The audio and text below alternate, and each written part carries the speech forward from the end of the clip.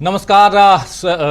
Good afternoon कहें या good morning क्योंकि 11:15 बजने को है और आप सब जानते हैं दोस्तों कि आज एक बहुत बड़ा दिन सुप्रीम कोर्ट के लिए और सुप्रीम कोर्ट से कहें तो अरविंद केजरीवाल के लिए है, क्योंकि आज सुप्रीम कोर्ट में अरविंद केजरीवाल के केस में आज सुनवाई हो रही है। केस क्या है? केस है कि अरविंद केजरीवाल की गिरफ्तारी ही इलीगल है, गैर कानूनी है, और इसके लिए सुप्रीम कोर्ट पहुंचे थे अरविंद केजरीवाल अपने वकील अभिषेक मनु सिंघवी के जरिए, और इसी केस में उनको अभी अंतरिम जमानत दी गई है। अंतरिम जमानत पर इधर पॉलिटिकल जो मूवमेंट है उनका बढ़ गया है अरविंद केजरीवाल का, क्योंकि चुनाव का समय है और चुनाव में भाषणों के लिए और रैलियों के लिए वो अपना समय निकाल रहे हैं। लेकिन दूसरी तरफ सुप्रीम कोर्ट में आज उनके इसी केस पर कि उनका केस जो है, उनकी गिरफ्तारी जो है वो गैर कानूनी है, इस पर आज सुनवाई हो रही है। सबसे पहले तो आज जब केस पर सुनवाई की शुरुआत हुई तो एसजी राजू जो हैं, ASG Raju, additional solicitor general Raju, वो मौजूद नहीं थे, और उसके बाद एसजी यानी सॉलिसिटर जनरल तुषार मेहता ने कमान संभाली है और वो अपनी बात रख रहे हैं। इसी पर चर्चा के लिए हमारे साथ मौजूद है हमारे साथी अमलेंदु उपाध्याय जी। अमलेंदु जी, क्या कुछ हुआ है सुबह से, जरा ये बताइए, और फिर इस चर्चा को आगे बढ़ाते हैं। और पल पल की रिपोर्ट जो कोर्ट रूम में वहां चल रहा है वो हम अपने तमाम साथियों को पहुंचाएंगे, बताएंगे। सामान सा जो एक नॉर्मल भाषा है उस भाषा में, कानूनी भाषा नहीं बल्कि जो हमारे आपके बोलचाल की भाषा है उस भाषा में क्या कुछ चल रहा है कोर्ट के अंदर, वो समझने की कोशिश करेंगे। और इस केस में इससे पहले एक मामला और आया था, कल आपने देखा प्रवीर पुरकायस्थ का केस, जो न्यूज क्लिक के फाउंडर एडिटर हैं, उनका केस, और उनकी गिरफ्तारी को सुप्रीम कोर्ट ने इलीगल घोषित कर दिया। आज एक मामला और आया, उसमें भी सुप्रीम कोर्ट ने ऐसी ही गिरफ्तारी को इलीगल घोषित कर दिया है। लेकिन क्या आज अरविंद केजरीवाल के मामले में भी इलीगल घोषित होगा? क्या उनकी गिरफ्तारी भी गैर कानूनी है? ये सब समझेंगे। लेकिन उससे पहले ईडी की तरफ से पेश तुषार मेहता जो एसजी हैं, सॉलिसिटर जनरल हैं, वो क्या कुछ कह रहे हैं, उसको पहले हम पॉइंट वाइज पॉइंट समझने की कोशिश करते हैं। सबसे पहले अमलेंदु जी, क्या कुछ चला? देखिए राजीव जी, आज जब बहस शुरू हुई तो उस समय पहले तो सबसे पहले एएसजी राजू जो थे वो मौजूद नहीं थे। जब पुकारा गया तो फिर जस्टिस खन्ना ने कहा कि उन्हें आने दीजिए, तब तक हम अन्य मामलों पर विचार करते हैं। फिर एएसजी राजू पहुंच गए।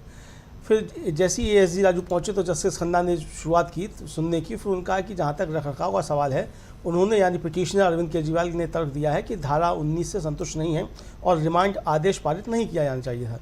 इस पर एसजी ने कहा कि धारा 19 जो है उसमें कुछ शर्तें, यानी पीएमएल एक्ट की धारा 19 जो है उसमें कुछ शर्तें हैं, और केवल जो उच्च पदस्थ अधिकारी हैं, यानी जो ईडी के उच्च पदस्थ अधिकारी हैं, उनको ही ये शक्ति दी गई है कि कब्जे में कोई सामग्री होनी चाहिए, यानी कि उस व्यक्ति से एविडेंस होना चाहिए, कुछ बरामद होना चाहिए, और मेरे विश्वास करने का भी एक कारण होना चाहिए जिसको कि लिखित रूप में दर्ज किया जाए। यानी कि जो व्यक्ति गिरफ्तार कर रहा है उसके पास ये कारण होना चाहिए कि वो गिरफ्तार क्यों कर रहा है, विश्वास करना होना चाहिए, और उसको वो लिखित रूप में दर्ज करेगा। एसजी ने फिर कहा कि जो धारा 19 पीएमएल है, इसको आपने, इसका अथॉरिटी की है वो आपने देखी है, और हर किसी को याचिकाकर्ता के समान विशेषाधिकार नहीं होगा।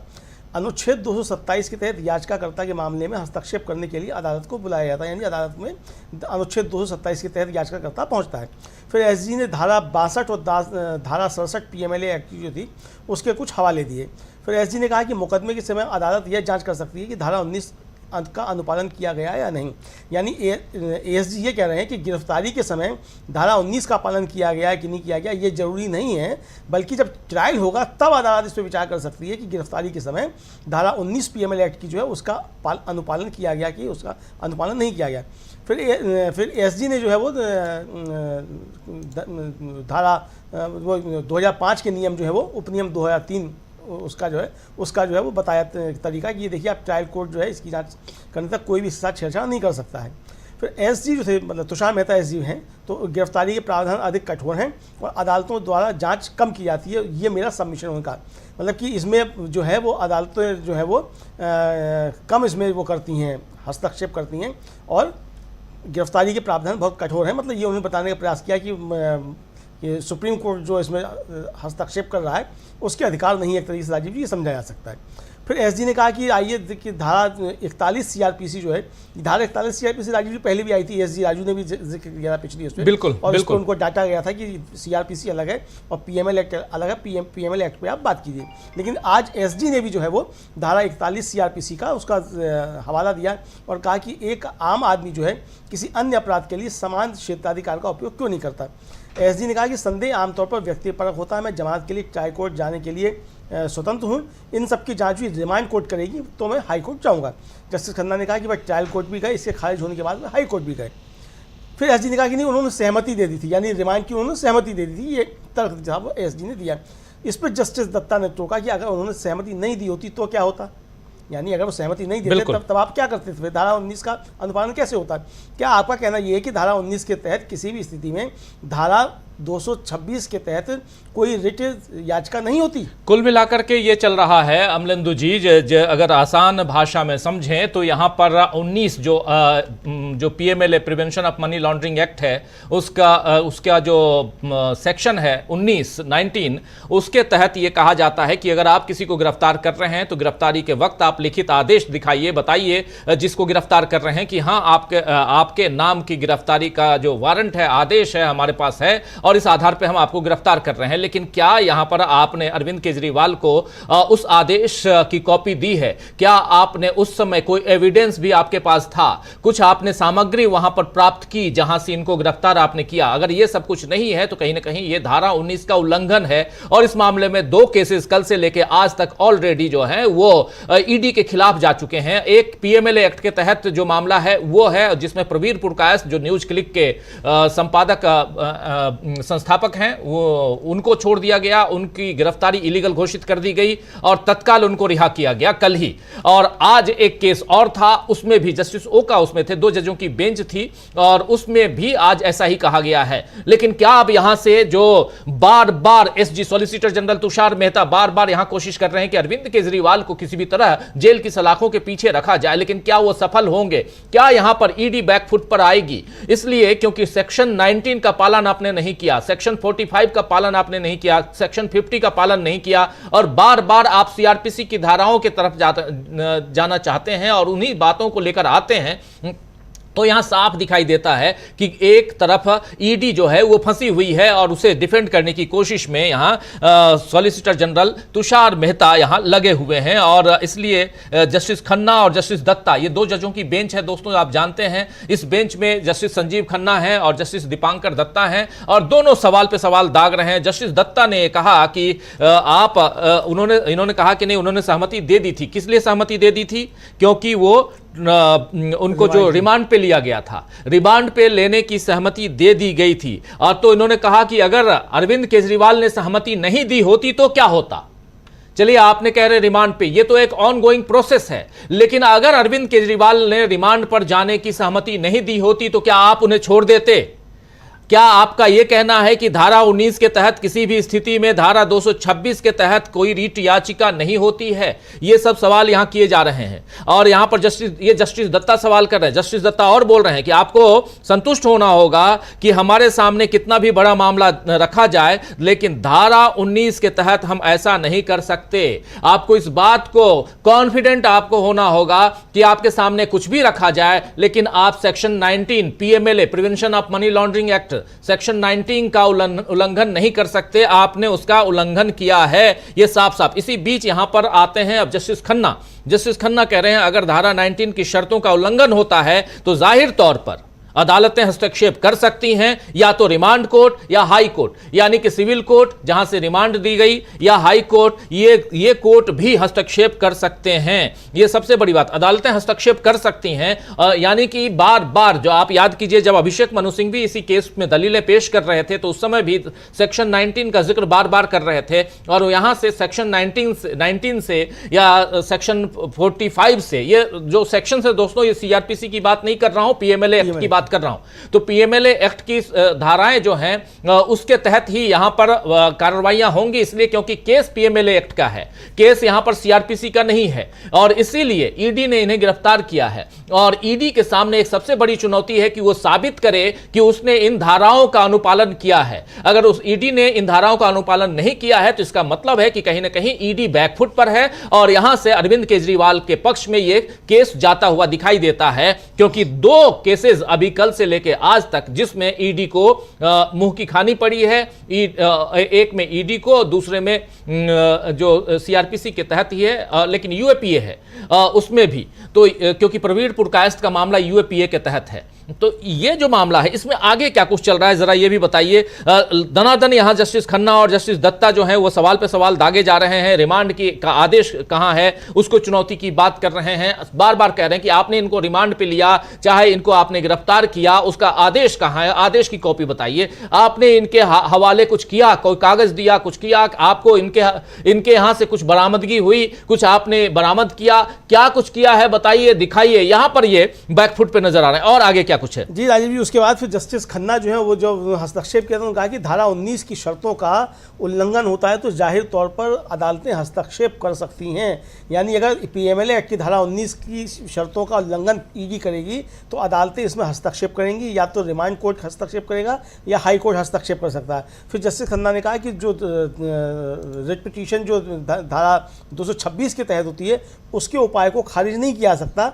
हम उस अधिकार क्षेत्र का प्रयोग इसलिए नहीं करते हैं क्योंकि उसके वैकल्पिक उपाय मौजूद हैं, लेकिन जब कोई गंभीर मामला होगा तो हम उसे नज़रअंदाज कर देते हैं। उन्होंने निश्चित रूप से उनके आदेश को चुनौती दी, यानी ईडी के आदेश को उन्होंने चुनौती दी। फिर जस्टिस दत्ता ने कहा कि रिमांड ऑर्डर था, हाई कोर्ट के समक्ष उसे चुनौती दी गई, यानी जो एसजी की तरफ से तर्क दिया गया कि उन्होंने रिमांड ऑर्डर को सब चुनौती दी, सहमति दे दी, तो कहा कि उन्होंने रिमांड ऑर्डर को हाई कोर्ट में चुनौती दी, गए वो हाई कोर्ट। फिर जस्टिस खन्ना ने कहा कि यदि पहले रिमांड आदेश को चुनौती दी जाती है तो यह दूसरे या तीसरे आदेश के बाद भी बना रहेगा। यानी अगर पहला रिमांड आदेश है उसको चुनौती दी जाती है और उसके बाद रिमांड आदेश दूसरी बार, तीसरी बार, चौथी बार, पांचवी बार, कितनी बार भी आ जाए, लेकिन जो पहली बार चुनौती दे दी गई तो हर रिमांड आदेश पर वो चुनौती बरकरार रहेगी, यानी कि वो चुनौती बनी हुई है, दोबारा से उसकी चुनौती देने की आवश्यकता नहीं है। ये जस्टिस खन्ना ने राजीव जी इसमें कहा। फिर एएसजी ने कहा कि गिरफ्तारी से पहले उन्होंने याचिका दायर की थी, यह गलत उल्लेख किया था कि रिमांड दी गई है। तो जस्टिस खन्ना ने कहा कि नहीं, उन्होंने कहा कि इसे स्थानांतरित कर दिया गया है। उन्होंने ये नहीं कहा कि उसका कोई गलत उल्लेख नहीं किया। जस्टिस खन्ना ने कहा कि उस दिन कुछ और मामला भी आया था जब हमने कहा था कि ट्रायल कोर्ट के सामने जाएं, हमने एंटरटेन करने से उसको इनकार कर दिया था, यानी कि हमने उसको उस समय नहीं किया था, हमने कहा था आप ट्रायल कोर्ट के सामने जाइए। एसजी कहा कि एसजी ने फिर इस पर एएसजी ने कहा कि अंतिम राहत नहीं दी जा सकती जब तक वे अंतिम आदेश को चुनौती नहीं देते। एसजी ने कहा कि जब उन्हें गिरफ्तार नहीं किया गया था तो उन्होंने हाई कोर्ट से गुहार लगाई थी कि मुझे गिरफ्तार ना किया जाए। फिर एसजी ने कहा कि हाई कोर्ट ने उनसे कागजात मांगे, डीबी ने उनकी जांच की, इसके बाद अदालत सामग्री की पर्याप्तता पर विचार नहीं कर पाई। ठीक ही तो मिनी ट्रायल वह है जिसे संचालित करने के लिए आपके आधिपत्य को दिया जाता है, हम उसका विरोध कर रहे हैं। एसजी ने कहा कि ये आपके आधिपत्य के अधिकार क्षेत्र का दायरा नहीं है, यानी एसजी ने कहा कि ये हाई कोर्ट मतलब सुप्रीम कोर्ट जो सुनवाई कर रहा है ये उसके अधिकार क्षेत्र में नहीं आता है इस पर सुनवाई करना। यदि धारा 226 के तहत धारा 19 एक ट्रिगर है तो धारा 41 सीआरपीसी भी है। फिर एएसजी जो थे वो धारा 41 सीआरपीसी पे आ गए। और जबकि बार बार ये बात हो रही है, सुप्रीम कोर्ट बार बार कह रहा है कि जब मुकदमा पीएमएलए एक्ट में तो आप इसमें सीआरपीसी को नहीं घुसेड़ सकते हैं, और आप पीएमएलए एक्ट में गिरफ्तारी कर रहे हैं और कानून आप लागू कर रहे हैं सीआरपीसी। फिर जस्टिस खन्ना ने कहा कि ऐसे मामले हैं कि एक पीठ ने नोटिस जारी किया है कि अनुच्छेद 32 की रूपरेखा क्या होनी चाहिए, याचिकाओं पर विचार किया गया है, गिरफ्तारियों को बुरा माना गया है, क्या ये सही नहीं है? फिर उन्होंने प्रश्न किया एसजी से, तो एसजी ने कहा कि जब मौलिक अधिकारों का घोर उल्लंघन होता है तो ये हो सकता है, यानी मौलिक अधिकारों का घोर उल्लंघन हो तब ये हो सकता है कि उस पर विचार किया जाए अनुच्छेद 32 की रूपरेखा पे।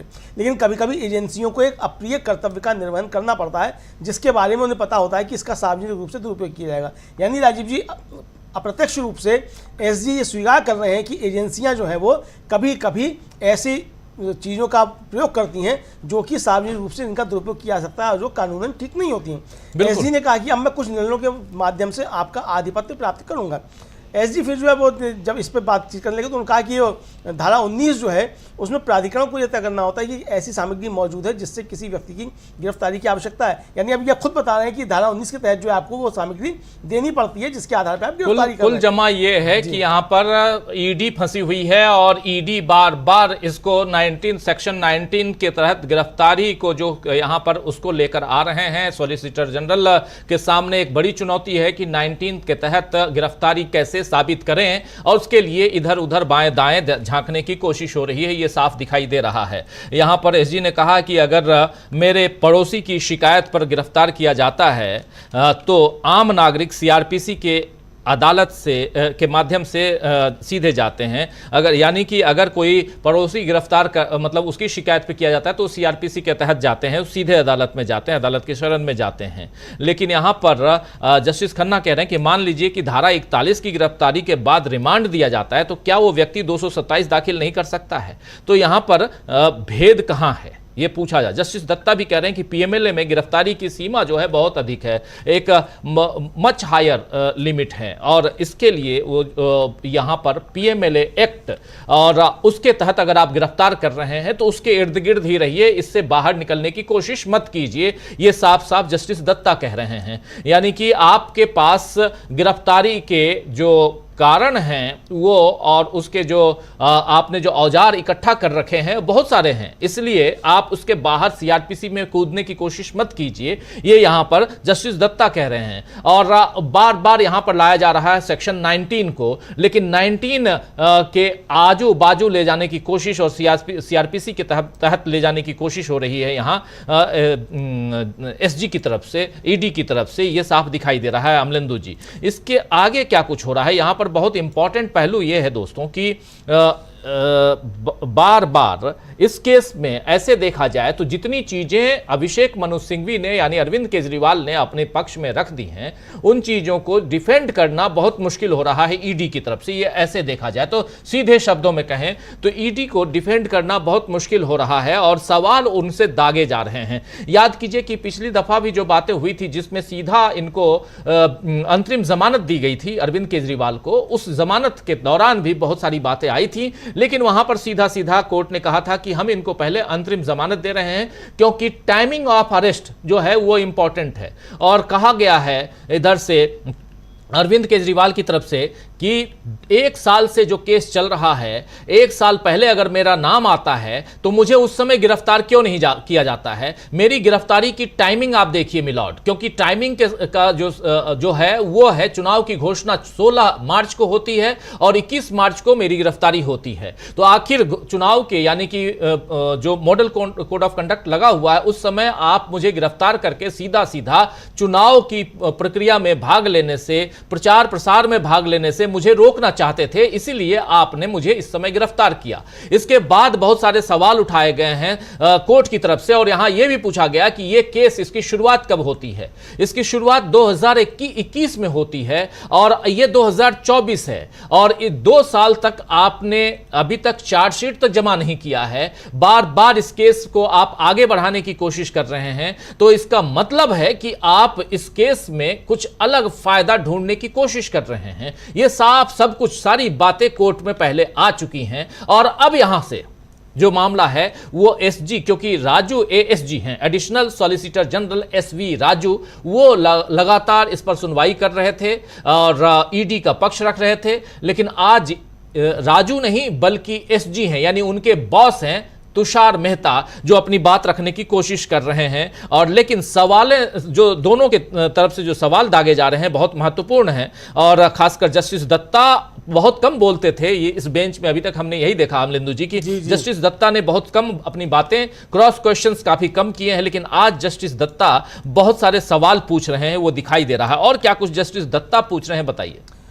जी राजीव जी, जस्टिस दत्ता भी पूछ रहे हैं और जस्टिस वो भी पूछ रहे हैं, खन्ना भी पूछ रहे हैं। जस्टिस दत्ता ने पूछा कि भाई धारा पीएमएलए की जो धारा 45 है उसके तहत जिम्मेदारी आरोपी पर है, क्या उसके लिए ये खुला है कि वह विशेष न्यायाधीश को दिखाए कि गिरफ्तारी कानूनी नहीं है और इसलिए मुझे जमानत दे दी जाएगी? उन्होंने सवाल किया तो एसजी ने कहा कि नहीं साहब, ये स्टेज जो है वो धारा 45 की स्टेज नहीं है। इस पर जस्टिस दत्ता ने कहा कि सीआरपीसी और पीएमएलए के बीच में यही अंतर है, यानी कि जो बार बार सीआरपीसी और जो पीएमएलए की जो तुलना कर रहे थे, एसजी और एएसजी दोनों जो तुलना कर रहे थे, उस पर जस्टिस दत्ता ने कहा कि आप पहले सीआरपीसी और पीएमएल के बीच का अंतर समझिए, ये अंतर है। फिर जस्टिस खन्ना ने कहा कि इस मामले में उन्होंने धारा 167 जो है उसको स्टेज को पार नहीं, CRPC उसको पार नहीं किया।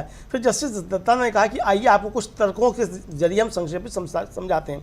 जस्टिस खन्ना ने कहा कि भाई मुद्दा ये है कि जो धारा 19 है PML एक्ट की, उसकी रूपरेखा क्या है और इस घटना में ट्रायल कोर्ट और हाई कोर्ट द्वारा क्या न्यायिक जांच की जानी चाहिए, ये सवाल किया। तो एसजी ने कहा कि प्रथम रिमांड आदेश को चुनौती के बारे में यह है। जस्टिस खन्ना ने कहा कि ऐसा ना कहें कि अनुच्छेद 226 के तहत हाई कोर्ट किसी भी मामले में अधिकार क्षेत्र का प्रयोग नहीं कर सकता है। एसजी ने कहा कि यह मेरी बात नहीं है, मैं कह रहा हूं कि अदालतों को बहुत सतर्क रहना होगा। यानी फिर उन्होंने कहा कि साहब मैं ये नहीं कह रहा हूं कि अदालतों का अधिकार क्षेत्र नहीं है, लेकिन मैं ये कह रहा हूं कि इसमें अदालतों को बहुत ज़्यादा सतर्क रहना होगा। अब राजीव जी कुल मिला के इस पर आ गए हैं एसजी और एएसजी कि अदालतों को बहुत सतर्क रहना होगा और अदालत जो सवाल कर रही है वो एक तरीके से उचित है। यानी कि राजीव जी जो आपने कहा बात वही है कि अभिषेक मनु सिंघवी ने जो तर्क रखे थे उन तर्कों से माननीय उच्चतम न्यायालय सहमत नजर आ रहा है और एसजी और एएसजी जो वहाँ मौजूद हैं ईडी की तरफ से, सरकार की तरफ से, वो इस मामले पे अपना कायदे से बचाव नहीं कर पा रहे हैं। और ये भी राजीव जी केस उसी तरफ जाता हुआ दिखाई पड़ रहा है कि अरविंद केजरीवाल की गिरफ्तारी अवैध घोषित हो जाएगी, क्योंकि जिस तरीके की बहस चल रही है और कंक्लूजन की तरफ जब ये मामला आया है और जब ईडी की तरफ से तर्क पेश किए जा रहे हैं तो वो तर्क कहीं भी नहीं ठहर रहे हैं। और जस्टिस दत्ता ने भी उनको समझाया है कि आप PMLA एक्ट और CRPC के बीच का पहले अंतर समझिए, दोनों को आप गड्ढमड्ढ मत करिए। बिल्कुल, जस्टिस खन्ना यहाँ ये भी कह रहे हैं कि मुद्दा ये है कि सेक्शन 19 की रूपरेखा क्या है। सेक्शन 19 के पास बार बार लेके, आप याद कीजिए कि जब अभिषेक मनु सिंघवी अपनी दलील रख रहे थे अरविंद केजरीवाल की तरफ से, तो वो भी बार बार खींच के ला रहे थे सेक्शन 19 पे कि मिलॉर्ड सेक्शन 19 के तहत मैं इस बात को लेके जाना चाहता हूं और जानना चाहता हूं कि क्या PMLA एक्ट के तहत अगर मुझे गिरफ्तार किया गया है तो क्या सेक्शन 19 का पालन हुआ है। और उस समय आप याद कीजिए अमलेंदु जी की उस समय इन्होंने कहा था जस्टिस खन्ना ने कि सेक्शन 19 की बात मैं बाद में करूंगा, पहले ये बोलिए कि आपने जमानत अर्जी क्यों नहीं दी, याद कीजिए। तो फिर उन्होंने कहा कि नहीं, मुझे ये पता है कि मेरी गिरफ्तारी ही इलीगल है तो मैं जमानत के लिए क्यों जाऊंगा, मैं तो ये कहूंगा कि मुझे तत्काल रिहा किया जाए, मेरी गिरफ्तारी गैर कानूनी है। और इसके बाद फिर उन्होंने कहा कि चलिए सबसे पहले टाइमिंग को देखते हुए आपको हम अपनी तरफ से ऑफर करते हैं कि आपको अंतरिम जमानत दे देते हैं। ये बातें हुई थी, फिर नियम और शर्तों की बात हुई थी, ये सारी चीजें हम लोगों ने सुन ली, आप तमाम साथियों के बीच हमने रख दी ये तमाम बातें। अब जस्टिस खन्ना आ गए हैं और जस्टिस दत्ता PMLA एक्ट के सेक्शन 19 की तरफ अपनी बात लेके जा रहे हैं बार बार, जिससे बचने की कोशिश ईडी कर रहा है। ईडी बार बार कह रही है कि CRPC की धारा 168, CRPC की धारा 226, वो और अलग अलग धाराओं पे CRPC पे लेके जाने की कोशिश। लेकिन जब आपने किसी को गिरफ्तार किया है PMLA एक्ट के तहत तो आप CRPC की तरफ क्यों जा रहे हैं, ये सवाल भी यहां पूछा जा रहा है जस्टिस खन्ना की तरफ से। और कह रहे हैं कि मुद्दा यह है कि सेक्शन 19 की रूपरेखा क्या है और इस घटना में ट्रायल कोर्ट और हाई कोर्ट द्वारा क्या न्यायिक जांच की जानी चाहिए, यह सवाल पूछ रहे हैं। क्या इस घटना में ट्रायल कोर्ट और हाई कोर्ट के द्वारा न्यायिक जांच होनी चाहिए कि नहीं होनी चाहिए, यह सवाल पूछा जा रहा है। और जस्टिस खन्ना की तरफ से बहुत महत्वपूर्ण सवाल है। लेकिन आप जैसा कह रहे हैं कि यह केस उसी दिशा में जा रहा है जिस दिशा में ऑलरेडी आप जानते हैं कि 2 केसेस का जिक्र भी हुआ है, 2 वर्डिक्ट का जिक्र हुआ है इस केस में। एक है पंकज बंसल का केस और पंकज बंसल के केस में ही कल उसी आधार पर, उसी को बेस मानते हुए कल प्रवीर पुरकायस्थ को रिहा किया गया है, तत्काल रिहा किया गया, बिना शर्त रिहा किया गया, क्योंकि उनकी जो गिरफ्तारी है उसको इलीगल घोषित सुप्रीम कोर्ट ने कर दिया। वहां पर 2 जजों की बेंच है और वो बेंच इस बेंच से अलग है, क्योंकि वहां पर जस्टिस बी आर गवई हैं और संदीप मेहता हैं, ये दोनों हैं उसमें थे और उन्होंने केसेस चलेंगे, अभी उस पर आगे बात होगी सारी चीजें। एक महत्वपूर्ण बात ये कि देखिए जो 3 फैसले, मतलब 2 फैसले आ चुके हैं और तीसरा ये चल रहा है, तीनों बेंच अलग अलग जस्टिस की हैं। यानी जो फैसला आया UAPA को लेकर के प्रवीर पुरकायस्थ के मामले पे, उसमें जस्टिस BR गवई और जस्टिस संदीप मेहता की बेंच थी। सुबह जो फैसला आया PMLA के लेकर के कि आप धारा 45 के तहत आप इस तरीके से गिरफ्तार नहीं कर सकते, आपको ये बताना होगा राजीव जी कि ये आपके पास सबूत क्या है और आप किसके आधार पर गिरफ्तार करना है, आपको रिटर्न में जानकारी देनी होगी। वो जस्टिस ओका और जस्टिस उज्ज्वल भुइयां की खंडपीठ है। ये जो सुनवाई कर रही है, ये खंडपीठ राजीव जी जस्टिस संजीव खन्ना और जस्टिस दीपांकर दत्ता की है। यानी कि 6 जजेस सुप्रीम कोर्ट के राजीव जी लगभग समान उस पर विचार कर रहे हैं, लगभग समान दिशा में ये जाती हुई दिखाई पड़ रही है। यहाँ एक और महत्वपूर्ण बात राजीव जी मुझको समझ में आ रही है, वो ये है कि चूंकि CRPC का उपयोग जो है वो जांच एजेंसियां कर सकती हैं जिनके पास कानून व्यवस्था की शक्तियां हो, यानी कि पुलिस कर सकती है, CBI कर सकती है, वो कर सकती है। चूंकि ED जो है वो पुलिस और उसकी शक्तियां उसके पास उस तरीके से नहीं है, वो पुलिस नहीं है, आर्थिक अपराधों की जांच करने के लिए एजेंसी है, तो वो CRPC का उस तरीके से इस्तेमाल नहीं कर सकती, इसलिए PML एक्ट बना है। मुझे लगता है राजीव जी की माननीय सुप्रीम कोर्ट जो है इसी की तरफ ध्यान बार बार आकर्षित कर रहे हैं कि आप CRPC में नहीं घुस सकते, चूंकि CRPC के तहत आपको कोई अधिकार नहीं है। हालांकि जो UAPA के तहत राजीव जी तो दिल्ली पुलिस ने गिरफ्तार किया था प्रवीण पुरकायस्थ को, और दिल्ली पुलिस को भी जो एक तरह से डांट पड़ी और कहा गया कि आपने कानून का पालन नहीं किया। जस्टिस जो पंकज बंसल का मामला है उसमें जो आदेश आया उसका पालन करना होगा, यानी कि चाहे वो UAPA का मामला हो और चाहे वो इसका मामला हो ED का PML एक्ट का, सब में आपको पंकज बंसल मामले में जो है उसका आपको पालन करना होगा। गिरफ्तारी करने से पहले आपको रिटन में देना होगा, और आज सुबह जो फैसला आया उसमें तो ये कि आपको पहले रिमांड आदेश कोर्ट से लेना होगा, धारा 45 जो PML एक्ट की है, उसके बाद आप गिरफ्तार कर सकते हैं। अभी तो ये मुझे लगता है बहुत बड़े फैसले आ चुके हैं, और निश्चित रूप से आज सुबह जो फैसला आया है, हो सकता है जब अभिषेक मनु सिंघवी की बारी आए इस पर कुछ बात करने की तो उस फैसले का भी हवाला दिया जाए, चूंकि वो भी एक राजीव जी फैसला आ चुका है और वो सुप्रीम कोर्ट का ही फैसला है, तो एक नजीर बन चुकी है। जी बिल्कुल बिल्कुल बिल्कुल। क्या हुआ कि जो अनुच्छेद 226 का यहाँ जिक्र आ रहा है, ये आर्टिकल 226 जो 226 ये संविधान के आर्टिकल की बात हो रही है, और इस आर्टिकल में है क्या? इस आर्टिकल में साफ साफ है कि हाई कोर्ट्स जो हैं यानी उच्च न्यायालय को नागरिकों के मौलिक अधिकारों के प्रवर्तन अथवा किसी अन्य उद्देश्य के लिए सभी प्रकार की रिट जारी करने का अधिकार प्रदान करता है। ये 226 यानी कि हाई कोर्ट जो है वो नागरिकों के मौलिक अधिकारों के प्रवर्तन अथवा किसी अन्य उद्देश्य के लिए सभी प्रकार की रिट जारी करने का अधिकार प्रदान करता है। यहां किसी अन्य उद्देश्य का अर्थ किसी सामान्य कानूनी अधिकार के प्रवर्तन से है, एनफोर्समेंट से है।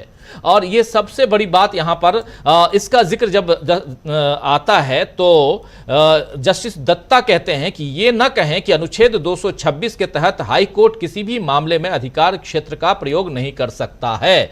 ये क्यों ऐसा इसलिए कहा गया क्योंकि SG जो है सॉलिसिटर जनरल कह रहे हैं कि इस मामले को देखे जहां इसी तरह की कवायद करने की मांग उठी थी, और उस सबूत को देखें आपके आधिपत्य में ने कहा है कि हमें लघु परीक्षण नहीं करना चाहिए। तो इसके बाद इन्होंने अपनी बात रखी जिसपे SG को कहना पड़ा कि ये मेरी बात नहीं है, मैं कह रहा हूं अदालतों को बहुत सतर्क रहना होगा। अब कह रहे हैं कि ये मेरी बात नहीं है, मैं कह रहा हूं कि अदालतों को बहुत सतर्क रहना होगा। यानी कि तो चुनौती दे रहे थे, यानी पहले चुनौती दे रहे थे आपके पास अधिकार नहीं है। अधिकार नहीं है। आप कह रहे हैं कि नहीं, मैं ये नहीं कह रहा हूं कि आपका अधिकार नहीं है, लेकिन मैं कह रहा हूं कि अदालतों को बहुत सतर्क रहना होगा। तो भाई अदालत सतर्क रहेगी, आप तो पहले चुनौती दे रहे थे, चूंकि आप बहस जो इतनी तक की आपने वो तो यही कि आपको अधिकार नहीं है इसको सुनने का, आप 226 के तहत इसमें आप एक्ट नहीं कर सकते हैं। जब इस पर बताया गया जस्टिस संजीव खन्ना और जस्टिस दीपक दत्ता की तरफ से कि 226 क्या है और किस तरीके से उसका जो है पालन किया जा सकता है और हम इसका उपयोग क्यों नहीं करते हैं, चूंकि और बहुत से उपाय हैं जिनका हम पहले उपयोग कर लेते हैं, इसलिए हम उसका जो है उपयोग नहीं करते। लेकिन आप ये नहीं कह सकते कि अदालतें जो है यानी हाई कोर्ट और सुप्रीम कोर्ट जो है इसका उपयोग नहीं कर सकते। ये राजीव जी एक तरीके से उनको चेतावनी दी गई है ED के वकील साहब को।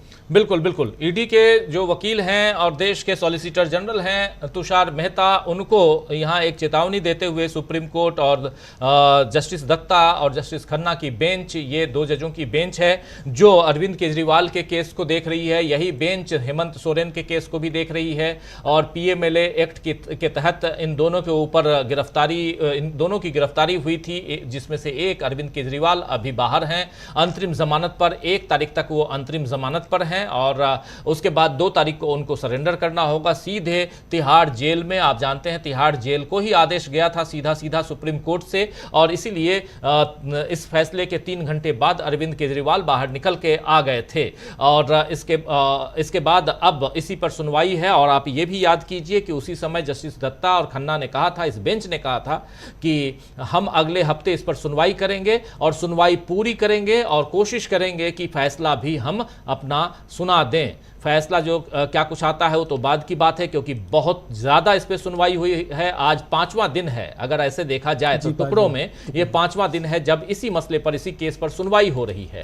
और इस केस को जब अरविंद केजरीवाल की जब गिरफ्तारी हुई थी, उसी रात को उनकी गिरफ्तारी के खिलाफ ये एक याचिका लगाई गई थी, सुप्रीम कोर्ट में रात को लगाई गई। लेकिन दूसरे दिन सुबह यह देखा गया कि ये याचिका पहुंच जाती है जस्टिस बेला एम त्रिवेदी के बेंच में, तो वहां पर विड्रॉ कर लेते हैं अरविंद केजरीवाल अपनी याचिका को और कहते हैं कि पहले मैं निचले अदालत में जाऊंगा, यानी हाई कोर्ट जाऊंगा। हाई कोर्ट जाते हैं, हाई कोर्ट में 3-4 सुनवाई होती है और वहां ये याचिका खारिज हो जाती है। लेकिन वहां भी ऐसे तमाम दलील तथ्य दिए गए थे, रखे गए थे अभिषेक मनु सिंघवी की तरफ से, जो केस इस केस को लड़ रहे हैं। इसके बाद फिर अभिषेक मनु सिंघवी पहुंचते हैं हाई कोर्ट से सुप्रीम कोर्ट। सुप्रीम कोर्ट में याचिका स्वीकार होती है और फिर से वही बेंच, लेकिन इस बार बेला एम त्रिवेदी उसमें नहीं है। पहले 3 जजों की बेंच होती थी ये, लेकिन इस बेंच से अब बेला एम त्रिवेदी जो है वो बाहर है, वो दूसरी बेंच में है। और बेला त्रिवेदी के बाहर होने के बाद थोड़ी सी इधर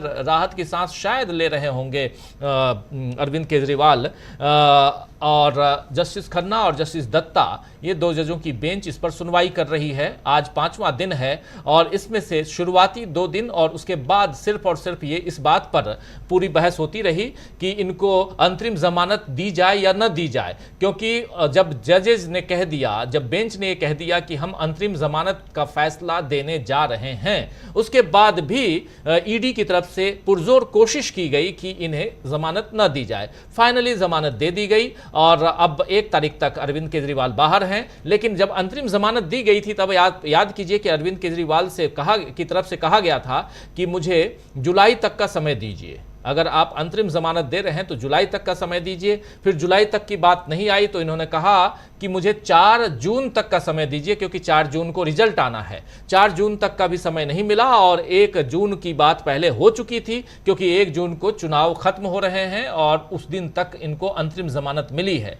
लेकिन क्या अब 1 जून के बाद 2 जून को अरविंद केजरीवाल फिर से तिहाड़ जाएंगे या उनकी गिरफ्तारी ही इलीगल घोषित हो जाएगी? एक बड़ा सवाल है, क्योंकि आज उसी पर बहस चल रही है। अगर ये बहस उस दिशा में जाती हुई जिस दिशा में हम लोग अभी चर्चा कर रहे हैं दिखाई दे रही है, तो उसमें साफ दिख रहा है कि कल से लेकर आज तक 2 ऐसे मसले आए हैं जिसमें गिरफ्तारी को इलीगल घोषित किया गया है। प्रवीर पुरकायस्थ का केस और आज जस्टिस ओका ने जो मामला, एक केस कौन सा है वो मुझे अभी ध्यान नहीं आ रहा है, लेकिन उसमें भी गिरफ्तारी इलीगल घोषित कर दी है। वो पीएमएलए एक्ट के तहत है, 19 का मामला है, सेक्शन 19 का ही मामला है, 45 बिल्कुल 1945 दोनों लगभग बराबर है। 45 में जो है वो ये है कि क्या वहां से कोई एविडेंस मिला है, साक्ष्य, गवाह, ये सारी पुष्टि हुई है।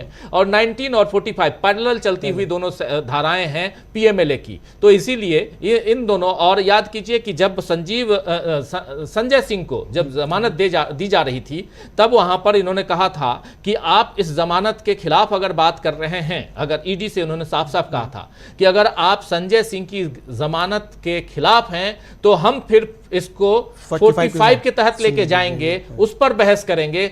आर यू रेडी, क्या आप तैयार हैं? तो उस पर तुरंत ईडी ने कहा था कि नहीं, आप इनको बेल दे दीजिए, क्योंकि ईडी वहां भी फंसी हुई है, ईडी यहां भी फंसी हुई है। अरविंद केजरीवाल के मामले में अपनी तरफ से जितना डिफेंड करना है, चूंकि वकील हैं, डिफेंड तो करेंगे और वो कर रहे हैं। लेकिन एक सबसे बड़ी बात यहां पर है कि एसजी अपनी बात यहां रखे जा रहे हैं और भी बहुत सारी चीजें अभी आई हैं। जरा आगे क्या हो रहा है, क्योंकि सॉलिसिटर जनरल जो बातें रख रहे हैं उसमें घुमा फिरा के इधर से उधर ले जाने की कोशिश हो रही है, वो साफ दिखाई दे रहा है। इसलिए बहुत सारे जो पॉइंट्स हैं आप तक हम नहीं पहुंचा रहे हैं, लेकिन जो मुख्य बिंदु इसमें है इस केस के, वो जरूर आप तक पहुंचाने की कोशिश कर रहे हैं। इसलिए क्योंकि इसमें अगर आप देखिए तो जो एसजी हैं वो इस केस को सीआरपीसी की तरफ लेके जाना चाहते हैं, लेकिन जस्टिस दत्ता कह रहे हैं और जस्टिस खन्ना कह रहे हैं बार बार कि आप उधर मत जाइए, आप यहीं रहिए, क्योंकि आपने इन्हें गिरफ्तार किया है पीएमएलए के तहत, यानी कि prevention of money laundering act के तहत आपने गिरफ्तार किया है, तो उधर ही जाइए। इसमें बहुत सारी बातें लाई जा रही हैं और उसमें साफ साफ बताया जा रहा है और कुछ उसमें तथ्य, कुछ दलीलें, कुछ पुराने मसले वो सब रखे जा रहे हैं। वो सारी चीज़ें यहाँ दिख रही हैं। और सामग्री के लिए कह रहे हैं कि मेरे पास सामग्री है, एविडेंस है, ये भी बता रहे हैं, एसजी कह रहे हैं कि और क्या कुछ है, ज़रा बताइए। जी राजीव, अब उन्होंने जो अपनी मतलब एसजी ने जो अपने तर्क रखना शुरू किए, तो एसजी ने ये कहना शुरू किया कि मतलब आप ये मत समझिए कि जब जो मिनी ट्रायल जो है वो किस तरीके से होता है। पहले ये बताने लगे कि मतलब आपके आधिपत्य ने कहा है कि हमें लघु परीक्षण नहीं करना, मतलब मिनी ट्रायल नहीं करना चाहिए। फिर वो कहते हैं कि मुझे ये दिखाना है कि मेरे पास कोई मटेरियल है, ये नहीं कि उसे अदालत द्वारा दोषी ठहराया गया है कि नहीं। यानी वो ये बताना चाहते हैं कि अदालत ने उसको दोषी ठहराया है नहीं, हमें ये साबित नहीं करना है, हमें ये दिखाना है कि सामग्री कोई बरामद हुई कि नहीं हुई है। इस मामले में जो भी किया जाएगा उसमें सीआरपीसी के तहत इन सभी के पर प्रावधान लागू होंगे। यानी फिर वो कह रहे हैं कि सीआरपीसी इन पर लागू होगी। एसजी फिर कहते हैं कि जरा ये जो रमेश चंद मेहता का मामला है उसको देख लीजिए। फिर एसजी कहते हैं कि विश्वास करने का मतलब ये नहीं है कि सकारात्मक है कि ऐसा हुआ है। मतलब अगर हमने ये विश्वास किया कि कोई अपराध हुआ है तो इसका मतलब ऐसा नहीं है कि ऐसा हो कि ये विश्वास कि अपराध हुआ ही हो। अब अपराध हुआ ही मतलब हमने अगर गिरफ्तार कर लिया तो हम ये समझ सकते हैं कि अपराध हुआ, लेकिन जरूरी नहीं है कि अपराध हुआ हो। यानी एक तरीके से अगर हमने गिरफ्तारी की है तो कोई जरूरी नहीं है कि वो अपराध हुआ हो और हम इसको गिरफ्तार कर सकते हैं। ये उन्होंने कहने का मतलब एक तरीके से बताया। फिर एसजी ने कहा कि देश के सर्वोच्च संवैधानिक बोर्ड के रूप में हम कोई अकेले देश नहीं है जो मनी लॉन्ड्रिंग करता हो। ऐसे 2 अंतर्राष्ट्रीय सम्मेलन हैं जिसमें देशों ने कई निर्णय लिए कि मनी लॉन्ड्रिंग एक वैश्विक अपराध है। अब यानी इस पे आ गया कि ये मामला केवल भारत का नहीं है और ये पूरी दुनिया में फैला हुआ मामला है और ये इसमें मतलब ग्लोबल ऑफेंस का मामला है। ग्लोबल ऑफेंस का मामला है, तो हम कोई अकेले ऐसे नहीं है कि उसमें होगा। फिर कहते हैं कि फाइनेंशियल एक्शन टास्क फोर्स ने व्यापक मसौदा दिशा निर्देश दिए हैं और हमारा कानून उसके अनुपालन में, यानी वो बता रहे हैं कि हमारे जो कानून है पीएमएल एक्ट जो है, जो अंतर्राष्ट्रीय दिशा निर्देश है उसके अनुपालन में है। फिर ऐसे कहते हैं कि सहकर्मी समीक्षा पिछले साल समाप्त हो गई। प्रत्येक देश को ग्रेडिंग मिलती है, केवल ढांचा पर्याप्त होना नहीं है, ये इस बारे में है कि उसे कैसे लागू किया जाता है। यानी कि जो कई देशों की जो आर्थिक अपराध पर सम्मेलन हुआ उसमें जो है ये फाइनेंशियल एक्शन टास्क फोर्स बनाई गई और उसमें जो दिशा निर्देश दिए गए तो उसकी समीक्षा समाप्त हो गई और प्रत्येक देश को नहीं। तो यहाँ पर जस्टिस खन्ना साफ कह रहे हैं कि भाई हम कानून की खूबियों पे नहीं जा रहे हैं, इंटरनेशनल है, ऐसा है, वैसा है, इस पे नहीं। आप सीधा सीधा ये बताइए, हाँ, हमें विधायी मंशा जानने के लिए धारा 19 की व्याख्या करनी होगी। साफ कह रहे हैं कि हमको we have to interpret section 19 to find legislative intent. बिल्कुल, कि हमको विधायी मंशा जानने के लिए धारा 19 की व्याख्या करनी होगी। यहाँ पर साफ जस्टिस खन्ना कह रहे हैं कि आप ये बताइए कि सेक्शन 19 की व्याख्या क्या है, सेक्शन 19 क्या कहता है, धारा 19 क्या कह रही है, ये बताइए। हाँ, आप ये मत बताइए कि ये जो कानून है कितना, इसके मेरिट पे मत जाइए, ये कानून इंटरनेशनली कितना नोन है, दूसरे देशों में भी इस पर बातें होती हैं, मनी लॉन्ड्रिंग जो है वो ग्लोबल ऑफेंस है, ये सारी बातें आप कह रहे हैं, ये सारी बातें अपनी जगह पे हैं। 19 में आइए, 19 की बात कीजिए। सेक्शन 19 पे बार बार लेके आने की कोशिश कर रहे हैं जस्टिस खन्ना, ये साफ दिखाई दे रहा है। और मुझे ये लगता है कि 19 के तहत ही, क्योंकि इन्होंने केस जो शुरुआत की थी अभिषेक मनु सिंघवी ने, उन्होंने बार बार वही कहा था कि आप 19 पे आइए, 19 की बात कीजिए। और यहाँ 19 के तहत ये फंसते हुए ईडी को हम देख रहे हैं। क्या कहेंगे? जी बिल्कुल राजीव जी, वो फंसते हुए नजर आ रहे हैं कि चूंकि धारा 19 जो है उसका अनुपालन किसी भी केस में राजीव जी ईडी ने नहीं किया, ये बात साफ समझ पे आ रही है। फिर जस्टिस खन्ना ने जब कहा कि भाई हम कानून की खूबियों पर नहीं जा रहे हैं, हमें विधायी मंशा जानने के लिए धारा 19 की व्याख्या करनी होगी, जो धारा 19 पीएमएल एक्ट की। जस्टिस खन्ना ने कहा कि आमतौर पर हम न्यायिक मानक जो है वो लागू करते हैं। क्या इस विषय पर कानून से परिचित एक उचित व्यक्ति ने इस सामग्री पर आदेश पारित किया होगा? आप इसे स्वीकार करते हैं? आपके लो स्टैंडर्ड्स हैं, यानी आप जो है जब इस पर बहस कर रहे हैं तो कोई कानून है तो उसके कानून की क्या विधायी प्रक्रिया है, क्या उसका जो जुडिशियल स्टैंडर्ड्स हैं उस पर बात करनी होगी, या आपके लो स्टैंडर्ड है कि आप कुछ मतलब कानून कुछ भी बनाएंगे और किसी भी तरीके से आप गिरफ्तारी कर लेंगे। कुल मिलाकर राजीव जी ये कहने का मतलब सुप्रीम कोर्ट की तरफ से आदेश मतलब ये कहा जा रहा है कि भाई जब आपने पीएमएलए एक्ट के तहत गिरफ्तारी की है तो आपको पीएमएलए एक्ट के अंतर्गत ही रहना होगा। उस कानून के अंतर्गत आपको क्या शक्तियां हैं उसके तहत आपको रहना होगा। आप उन शक्तियों से बाहर जाकर के काम नहीं कर सकते और जो भी उसके नॉर्म्स हैं उनका आपको पालन करना होगा, जो कि एक तरीके से आपने पालन नहीं किया। तो इसलिए आप इसी पे टिके रहिए कि जो धारा 19 है उसके अंतर्गत आपको क्या शक्तियां प्राप्त हैं, क्या आप उन शक्तियों से बाहर गए हैं, सीआरपीसी की शक्तियां आपको नहीं है, चूंकि आप पीएमएलए एक्ट है, ये आपको पीएमएलए एक्ट के तहत आपको शक्तियां प्राप्त हैं ईडी को, तो आप पीएमएलए एक्ट के अंतर्गत ही काम कर सकते हैं। तो इसकी आप जो है इस पर बात कीजिए। हमें धारा 19 जो है पीएमएलए एक्ट की, उसकी व्याख्या करनी है, इससे बाहर हमको नहीं जाना। तो कृपया विषय पर रहिए। एक तरीके से राजीव जस्टिस खन्ना ने डांट लगाई है एसजी साहब को कि आप अदालत का समय जाया मत कीजिए कि साहब ये अंतर्राष्ट्रीय कानून है और कैसे अच्छा कानून है, हम उसकी खूबियों पर जा ही नहीं रहे हैं कि कानून अच्छा या बुरा है। जो कानून है उस कानून के अंतर्गत आपको क्या शक्तियाँ हैं, हम इसकी बात कर रहे हैं। कानून अच्छा है बुरा वो अलग का मसला है, वो बाद में तय किया जाएगा कानून अच्छा है कि बुरा है। वो जो कानून बनाने वाली संस्था है वो तय करेगी कानून अच्छा या बुरा है। लेकिन उस कानून के अंतर्गत आपको जो शक्तियां दी गई हैं, आपने उनका किस तरीके से प्रयोग किया है, वो उचित है या अनुचित है, हमें इस पर बात करनी है। और आप इसी पे टिके रहिए।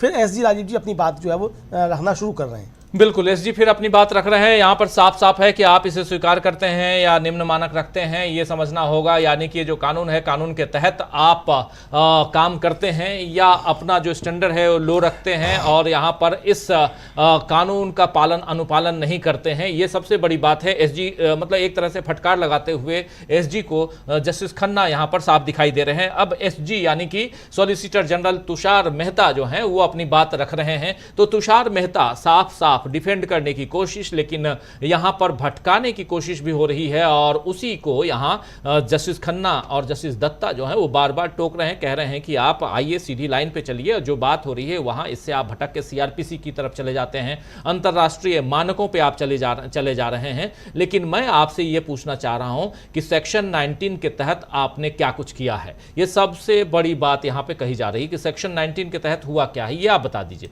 सेक्शन 19 के तहत अगर आपने गिरफ्तारी की है तो वो बताइए, अगर नहीं गिरफ्तारी की है तो वो बताइए। यहां ये साफ कहा जा सकता है अमलेंदु जी जी जी बिल्कुल यही है कि भाई आपको जो धारा 19 पीएमएलए एक्ट की है उसके अंतर्गत जो आपको शक्तियां प्राप्त हैं और उसके अंतर्गत आपकी जो सीमाएं हैं, क्या आपने उन शक्तियों का प्रयोग करते हुए उन सीमाओं के अंदर काम किया है। सीधी सीधी बात यह है कि जो आपको धारा 19 के तहत आपको काम करना है कि आपने उसके अंदर काम किया है या आपने उस बाउंड्री को क्रॉस किया है। सीधी सी मसला ये है। और धारा 19 की क्या बाउंड्रीज हैं, हमको इस पर बात करनी है कि धारा 19 की क्या बाउंड्रीज हैं और उन बाउंड्रीज के अंतर्गत आपको क्या क्या काम करने हैं और उस बाउंड्री के बाहर आप किस तरीके से नहीं जा सकते हैं। क्योंकि आपके ऊपर आरोप यह है कि आपने धारा 19 का पालन नहीं किया है और जो गिरफ्तारी की गई है वो धारा 19 के तहत नहीं। राजीव जी, एक तरीके से कहने का मतलब ये है कि धारा 19 के जो थ्रेशोल्ड हैं उसके तहत आपने काम नहीं किया है और धारा 19 के तहत आपकी जो सीमाएं हैं आपने उन सीमाओं से बाहर जा करके काम किया है। कुल मिलाकर के बहस इस पे है। और राजीव जी, इसमें ईडी बुरी तरीके से फंसती हुई नजर आ रही है, क्योंकि अभी तक एसजी या एएसजी ये बता नहीं पाए हैं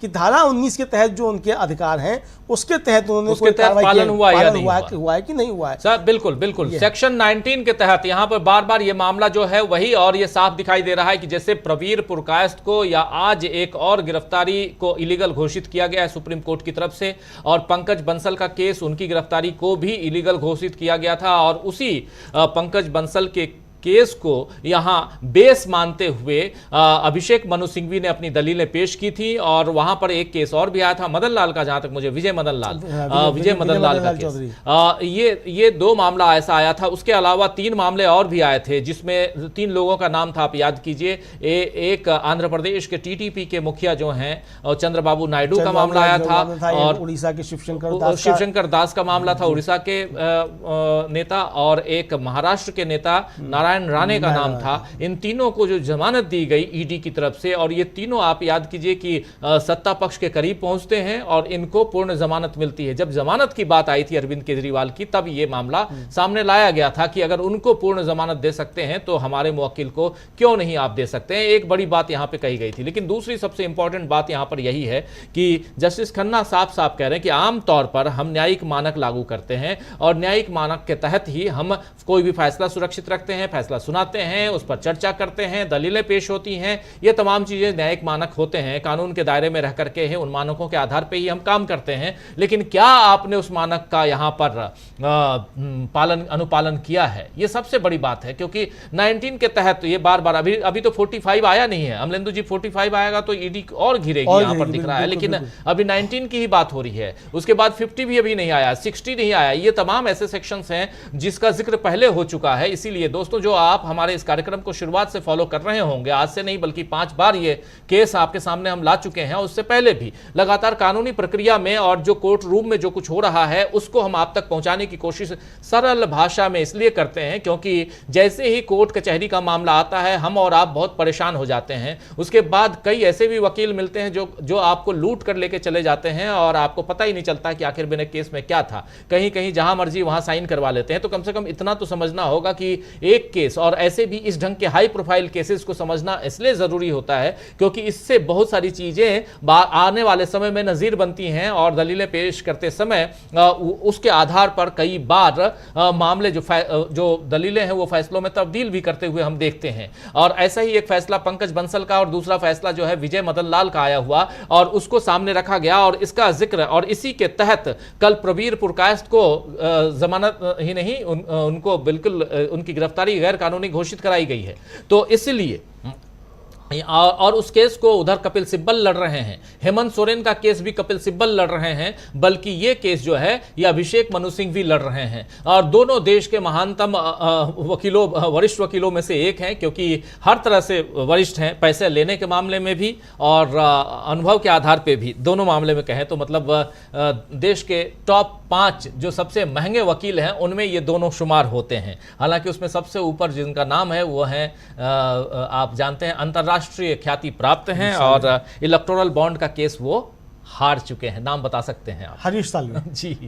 तो वो इलेक्टोरल बॉन्ड का केस वो हार चुके हैं, लेकिन हिंदुस्तान के सबसे महंगे वकील हैं, पता नहीं 50 लाख रुपए शायद एक हियरिंग की ले लेते हैं, ऐसा कहा गया। खैर जो भी हो, सबकी अपनी कमाई है और सब अपनी मेहनत से कमाते हैं। बात यहाँ मेहनत की नहीं, कमाई की नहीं, बात दलीलों की हो रही है। और सुप्रीम कोर्ट में जो इस वक्त चल रहा है ये समझना इसलिए जरूरी है कि सेक्शन 19 क्या कहता है। वहाँ साक्ष्य की बात होती है, वहां बात होती है कि जब आप गिरफ्तारी कर रहे थे उस समय आपने गिरफ्तार जिनको कर रहे हैं उनको न्यायिक हिरासत में अपनी हिरासत में लेने के लिए न्यायिक ऑर्डर है क्या आपके पास में, वो ऑर्डर आपको लेके आना होगा। अगर आपके पास ऑर्डर नहीं है और आपने ऑर्डर नहीं थमाया है जिसको गिरफ्तार किया है, यहां पर गिरफ्तार आपने अरविंद केजरीवाल को किया था, तो अरविंद केजरीवाल को आपने कोई कागज दिया, अरविंद केजरीवाल का कहना है, उनके वकील का कहना है कि हमको कुछ नहीं बताया गया, कुछ नहीं दिया गया, सीधे उठा के ले जाया गया, गिरफ्तार कर लिया गया, रिमांड पे लिया गया और रिमांड के बाद फिर न्यायिक रिमांड पे, पहले ईडी रिमांड पे लेती है, एक नहीं बल्कि 2 दिन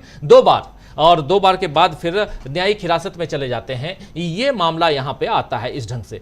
क्या इसके आगे होता है ये बहुत इंपॉर्टेंट है। लगातार चर्चा और लगातार दलीलें जो हैं वो पेश की जा रही हैं। एसजी जो हैं वो अपनी तरफ से बात रख रहे हैं, इधर जस्टिस खन्ना भी अपनी वहां पर क्रॉस क्वेश्चन कर रहे हैं। इसके आगे क्या कुछ अब इसके आगे राजीव जी जो है वो अभी बताते हैं, लेकिन इसमें यहाँ एक चीज़ और राजीव जी बताना मुझे लगता है काफ़ी ज़्यादा महत्वपूर्ण है कि ये इस केस पे हम लोग इतनी चर्चा क्यों कर रहे हैं, लोगों को क्यों इसकी सारी बारीकियाँ जो एक तरीके से और कोर्ट में बहस चल रही है वो बता रहे हैं। आपको याद होगा राजीव जी कि अभी थोड़े दिन पहले ही चुपचाप जो है इस सरकार ने एक कानून पास कर दिया है कि जो GST के मामले हैं वो PMLA एक्ट के अंतर्गत आ चुके हैं, यानी कि अब GST के मामलों में ईडी अब गिरफ्तार कर सकती है।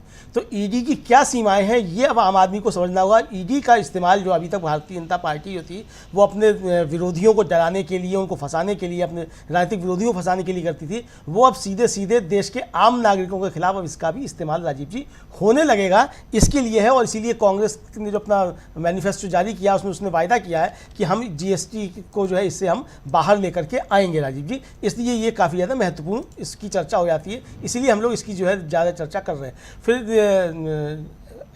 SG अपना जब जवाब दे रहे थे राजीव जी, तो जस्टिस खन्ना ने पूछा कि क्या वैजंसवरी सिद्धांत यहाँ लागू होगा कि नहीं होगा। SG ने कहा कि नहीं, ये प्रशासनिक मामला नहीं है। SG ने कहा कि महामारी में आपके दृष्टिकोण को उस दृष्टिकोण से प्रतिस्थापित नहीं किया जाता। तो जस्टिस खन्ना ने कहा कि क्या आप यह कह रहे हैं कि जो सेक्शन 21 की सीमा है वो सेक्शन 19 से अधिक है, यानी जो सेक्शन 41 जो CRPC की आप जो हवाला दे रहे हैं उसकी सीमा सेक्टर 19 PMLA एक्ट से अधिक है। तो SG ने कहा कि नहीं, हो सकता है कि मैंने इसे सही ढंग से नहीं कहा हो। फिर SG कहते हैं कि क्या सामग्री विश्वास करने के लिए, कारण बनाने के लिए पर्याप्त है, इसकी जांच की अपील अदालत के रूप में नहीं किया सकती। मतलब कि अभी आपने वेडनसबरी सिद्धांत लागू किया जा सकता है कि नहीं, ये वेडनसबरी सिद्धांत है क्या, जरा ये समझ लीजिए। ये सिद्धांत जो है ये कहता है कि अगर कोई निर्णय, कोई डिसीजन इतना अनुचित है कि कोई भी समझदार प्राधिकारी इसे कभी नहीं ले सकता है, तो ऐसे निर्णय या डिसीजन को न्यायिक समीक्षा के माध्यम से रद्द किया जा सकता है। यानी ये साफ साफ यहां पर जस्टिस खन्ना ने कहा कि आपने जो डिसीजन लिया है इसको क्या हम यहां पर न्यायिक समीक्षा के आधार पर रद्द कर सकते हैं, यानी उनकी गिरफ्तारी को रद्द कर सकते हैं। ये साफ यहां पर पूछा है ईडी से। देखिए मामला वहां तक पहुंच चुका है अमलेंदु जी। तो ये कह रहे हैं, तपाक से एसजी कह रहे हैं कि ये प्रशासनिक नहीं है, ये जो आप कह रहे हैं ये एडमिनिस्ट्रेटिव नहीं है, यहां कह रहे हैं। इसके बाद फिर जस्टिस खन्ना कह रहे हैं कि क्या आप कह रहे हैं कि सेक्शन 41 सेक्शन 19 की सीमा जो है सेक्शन 19 से ज्यादा है, क्योंकि 19 के बारे में बार बार वो कह रहे हैं कि 19 की सीमा जो है वो किसी भी दूसरे सेक्शन से ज्यादा है, उसमें आप बहुत कुछ, और ये बात एसजी ने ही रखी थी उस दिन, याद कीजिए। तो उसके बाद यहां पे एक फंसता हो, लेकिन अब मामला जो है अब अरविंद केजरीवाल की तरफ से खड़े हो गए हैं इधर। आप देखिए अभिषेक मनु सिंह भी वो आ गए हैं, अब वो दलीलें रखना शुरू कर चुके हैं। अभिषेक मनु सिंह भी क्या कुछ कह रहे हैं ये भी हम आपको बताते हैं। और लेकिन एक मजेदार तथ्य है यहाँ पर कि अरविंद केजरीवाल का ये केस उस दिशा में जाता हुआ दिखाई दे रहा है जहां से ये खारिज हो सकता है। लेकिन अमलेंदु जी, मामला ईडी भी है कि अपनी तरफ से हर तरह की दलीलें, भले वो दलीलें पेश कर रहे हों, उन दलीलों में कोई दम ना हो, वहां पर इरिटेट कर रहे हों वो जजेस को, लेकिन फिर भी वो आ रहे हैं और अपनी बात रख रहे हैं। आगे कोई क्या कुछ होता है ये ज़रूर देखना होगा। अभिषेक मनु सिंह भी अब आ चुके हैं, वो क्या कह रहे हैं वो भी देखते हैं। और क्या कुछ है आपके पास? जी राजीव जी, अभिषेक मनु सिंघवी जो थे बीच में जब कूदे उन्होंने अभिषेक मनु सिंघवी ने जो था कहा कि भाई कि ये याचिका, इन्होंने कहा पहले एसजी ने कि ये जो याचिका लगाई गई है ये याचिकाकर्ता द्वारा सिस्टम पर तमाचा है। याचिकाकर्ता उनसे एक खास व्यक्ति की तरह व्यवहार करता है, हम उसके साथ किसी अन्य व्यक्ति की तरह व्यवहार करते हैं। कृपया देखेंगे उन्होंने पहले दिन क्या कहा, मतलब जो इंटरिम बेल दी गई उस पर पहले दिन उन्होंने क्या कहा। तो जस्टिस खन्ना ने कहा कि हमने नहीं कहा कि इस मामले में अपनी भूमिका पर चर्चा नहीं करेंगे, मतलब उनका कि हमने ये नहीं कहा था कि आप अपनी भूमिका की इस मामले पर कोई चर्चा नहीं करेंगे। जस्टिस ने कहा कि पढ़िए, पर उन्होंने क्या कहा। तो ऐसे कहते हैं कि अगर आप उन्हें झाड़ू चुनाव चिन्ह के लिए ले आते हैं तो मुझे जेल नहीं जाना पड़ेगा। सिंघवी, मैंने नहीं सोचा था कि वह ऐसा, मतलब सिंघवी कह रहे हैं कि मैंने नहीं सोचा था कि ये इस तरीके के यहाँ आकर के तर्क देंगे। अगर वे अंदर जाते हैं तो मैं इस देश के सर्वोच्च मंत्री के बारे में हलफनामा दायर कर सकता हूँ, ये कहा सिंघवी ने। फिर जस्टिस खन्ना ने कहा कि यह उनकी धारणा है, हम नहीं जानते, हमने जो महसूस किया वह उचित था, हमने कहा, यानी हमने जो आदेश दिया था वो हमारा आदेश बिल्कुल what we felt was justified we said. ये साफ साफ यहाँ पर जस्टिस खन्ना कह रहे हैं कि हमने अगर अंतरिम जमानत दी है केजरीवाल को तो वैसा हमने सोचा इसलिए हमने दिया है। लेकिन यहाँ पर एसजी कह रहे हैं कि वो कह रहे हैं कि अगर आप झाड़ू को, यानी कि चुनाव चिन्ह जो इनका आम आदमी पार्टी का झाड़ू है, झाड़ू अगर जीत जाता है तो मुझे जेल नहीं जाना होगा। अभी लगातार अरविंद केजरीवाल ये भाषण दे रहे हैं और इसी का जिक्र यहां पर कर रहे हैं। सॉलिसिटर जनरल तुषार मेहता कह रहे हैं कि देखिए वो ऐसे कह रहे हैं, और इस पर अभिषेक मनु सिंह भी यहां पर नाराज होते हुए अपनी बात रख रहे हैं। कह रहे हैं कि मैंने कभी सोचा नहीं था कि ऐसी दलील लेकर भी हमारे साथी आएंगे, और वो इस ढंग के दलील लेकर आ रहे हैं, तो ये अच्छी बात नहीं है। ये सब चल रहा है यहां पर, क्या कि यहां साफ दिखाई दे रहा है अमलेंदु जी की इस केस में अब ईडी के सामने, बचाव पक्ष के सामने कुछ वैसा है नहीं जहां से वो अरविंद केजरीवाल को उनकी गिरफ्तारी को गैर कानूनी घोषित होने से रोक पाए। अब आगे तो सब कुछ माननीय दोनों जजों की बेंच जो है उस पर डिपेंड करता है। लेकिन यहाँ जो तर्क, जो दलीलें जो आ रही हैं, जितना अपने लोगों को समझ में आता है उस आधार पे हम अपनी बात रख रहे हैं। ये हमारे राजीव जी यहाँ बीच में बड़ी इंपॉर्टेंट बात कही अभी तुरंत। उन्होंने कहा कि भाई आपको मटेरियल जो है, जो सामग्री बरामद की है उस पर गौर करना होगा, वरना हम कैसे ये पाएंगे कि आपका मुकदमा जो है किसी सामग्री पर, किसी मटेरियल पर आधारित है।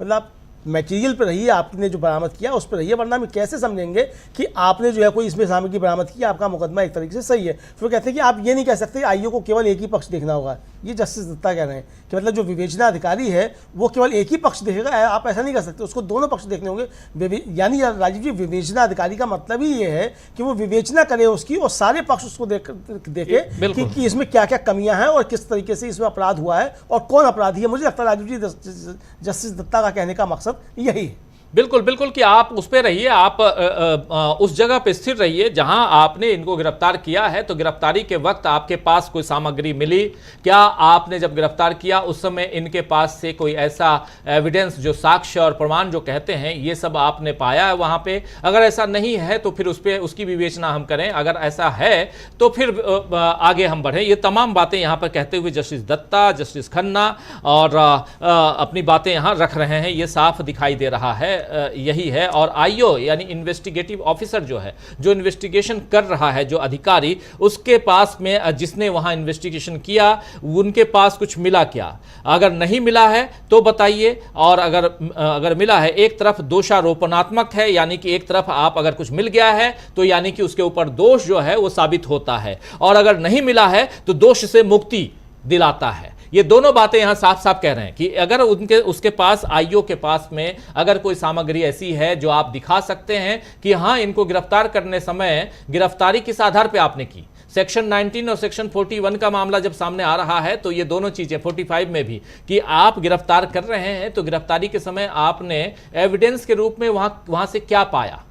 अगर कुछ पाया है तो चलिए ये दोषी है और इस पे आगे बात की जाए, अगर नहीं पाया है तो दोष से मुक्त किया जा सकता है। ये बात यहां साफ साफ जस्टिस दत्ता रख रहे हैं। यानी ये दोनों जज अब उस तरफ बढ़ते हुए दिखाई दे रहे हैं जहां ईडी बाद में शायद ये कहते हुए नजर आए कि I am totally handicapped.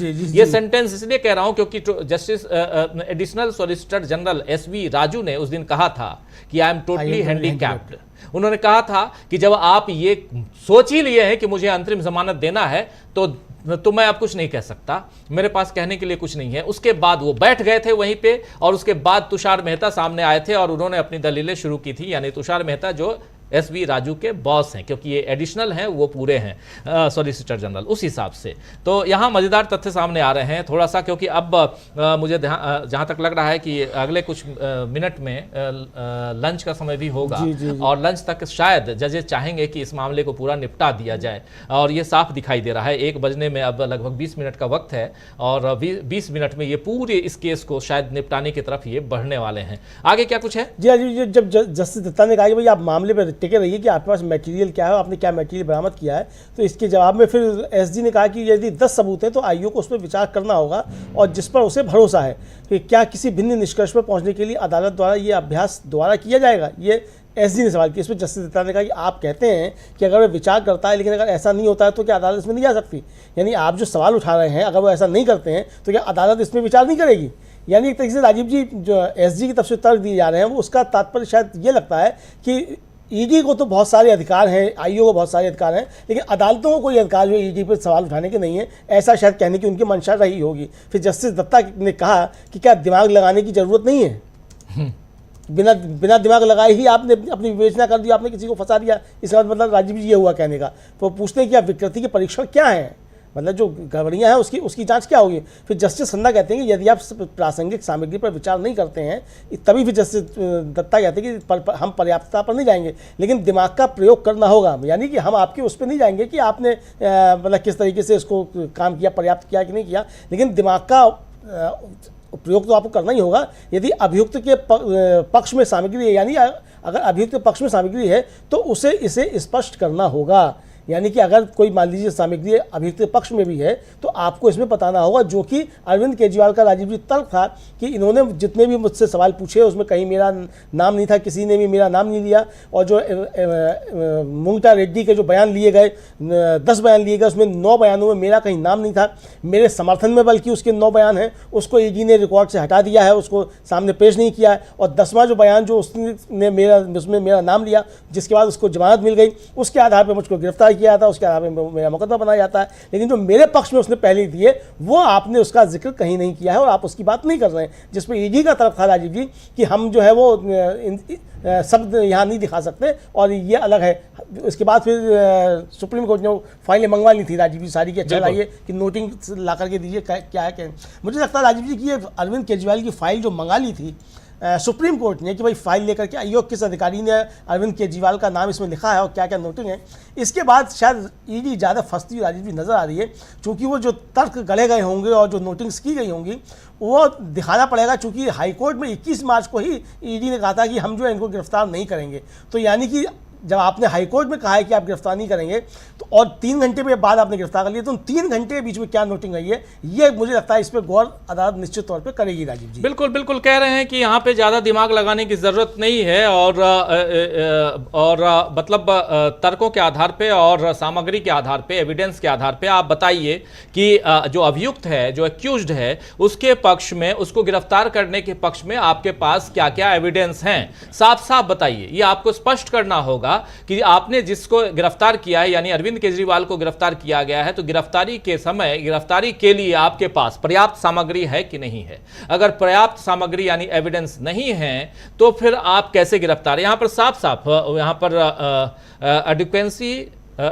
Adequacy और सफिशिएंसी, ये दोनों बातें कह रहे हैं। पर्याप्तता अपर्याप्तता है या नहीं है ये मायने नहीं रखता, लेकिन दिमाग का प्रयोग करना होगा यहाँ पे। But there has to be application of mind. कह रहे हैं कि यहाँ आप सिर्फ उस हिसाब से हवाई बातें नहीं, एप्लीकेशन ऑफ माइंड, यहाँ दिमाग का प्रयोग कीजिए आप और साफ बताइए कि अभियुक्त को गिरफ्तार करते समय उसके खिलाफ आपके पास एविडेंसेस हैं कि नहीं है। अगर नहीं है तो फिर उस पर हम बात करें। आपको यहाँ पर साफ बताना पड़ेगा कि आपने जब उसे गिरफ्तार किया तो आपके पास क्या था, ये यहाँ पर साफ कहा जा रहा है। और यहाँ जो जस्टिस दत्ता और जस्टिस खन्ना दोनों अपनी अपनी बातें लगातार रख रहे हैं, ये दिख रहा है। और एएसजी ने फिर तर्क दिया राजीव की जो धारा 19 है उसके तहत कानून के लिए आवश्यक नहीं है कि सभी मटेरियल्स की समीक्षा की जाए, उसको देखा जाए। ये उस तरह का निर्णय लेने का तरीका नहीं है, अन्य मटेरियल भी हो सकते हैं और कारणों को प्रतिबिंबित करने की आवश्यकता नहीं है। मतलब गिरफ्तारी हमने क्यों की ये बताने की आवश्यकता हमको नहीं है। ये एएसजी राजू ने कहा, तो इसमें जस्टिस दत्ता ने टोका कि आप इस पर गौर नहीं करेंगे, यानी कि आपके पास क्या सबूत हैं, आप इस पर गौर नहीं करेंगे, ये पूछा।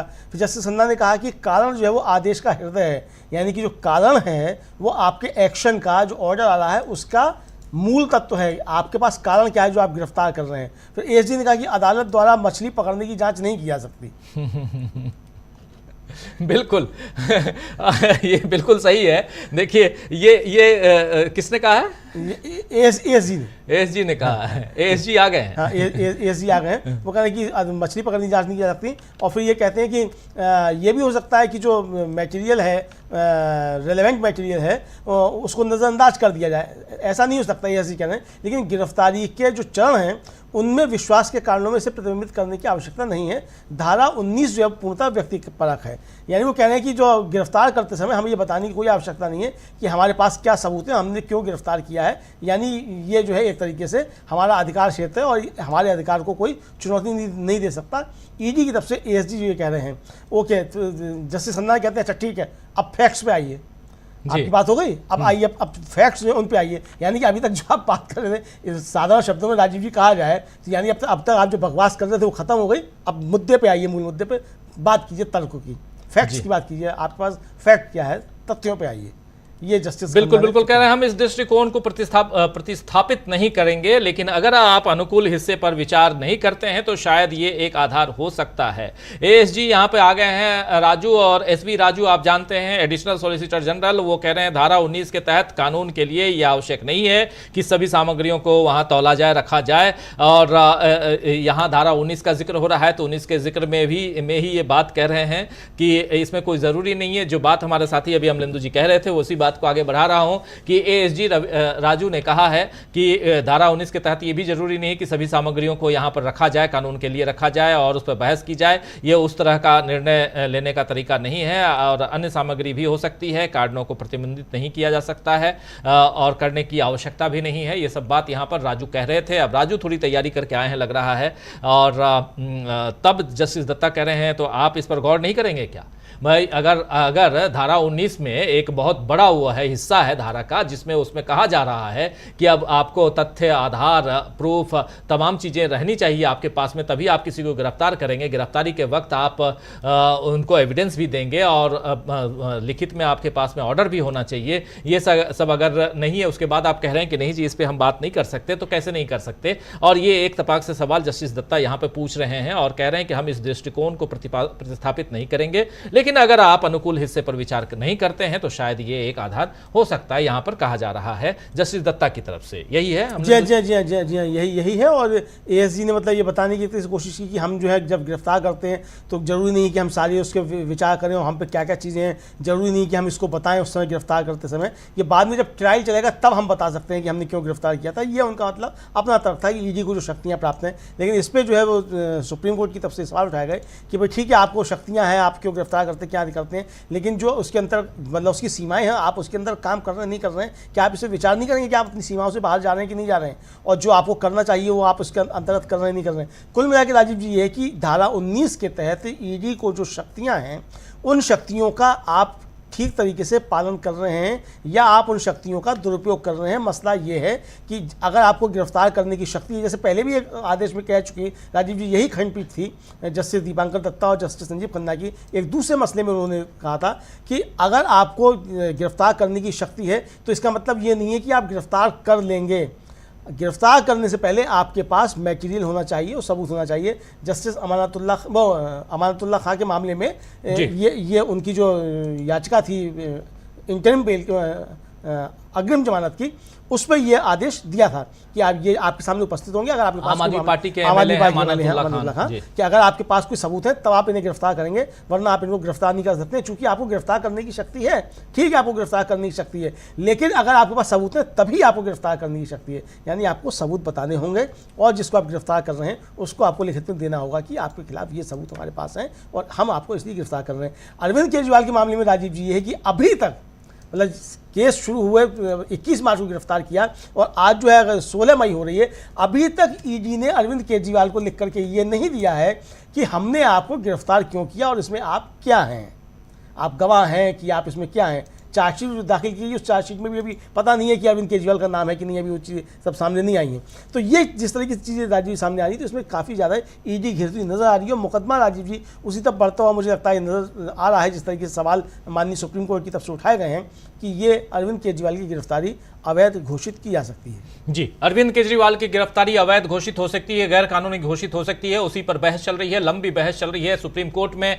SG solicitor general Tushar Mehta ED की तरफ से पेश हुए, उसके बाद अब ASG additional solicitor general SV Raju वो अपनी दलीलें रख रहे हैं और उधर बेंच में दो जजेज हैं जस्टिस दत्ता और जस्टिस खन्ना, ये दोनों सवाल पे सवाल दाग रहे हैं और एक बार सिर्फ उठकर खड़े हुए हैं अभिषेक मनु सिंघवी और उन्होंने वो झाड़ू वाले बात पे जो अभी आपने सुना भी होगा, अरविंद केजरीवाल कह रहे हैं कि अगर आप चाहते हैं कि मैं 2 तारीख को मुझे फिर से जेल न जाना पड़े तो आपको झाड़ू का बटन दबाना होगा, ये बात कही और एसजी की तरफ से ये बात कही गई, जिस पर अभिषेक मनु सिंघवी ने वहां पर अपनी बात रखी और उसको काटते हुए उन्होंने कहा जो बातें कही कि ये प्रचार का भाषण का एक तरीका है, जरिया है जो अपना वहां रख रहे हैं, इससे यहां कोर्ट प्रभावित नहीं होता है और इसको इन्होंने भी अपनी तरफ से स्वीकार किया, जस्टिस खन्ना ने भी। तो जस्टिस खन्ना, जस्टिस दत्ता यहां पर तमाम सवालों के जवाब लेने की कोशिश कर रहे हैं और ईडी की तरफ से जो दलीलें दी जा रही हैं उन दलीलों में बहुत बाएं दाएं झांकने की कोशिश हो रही है।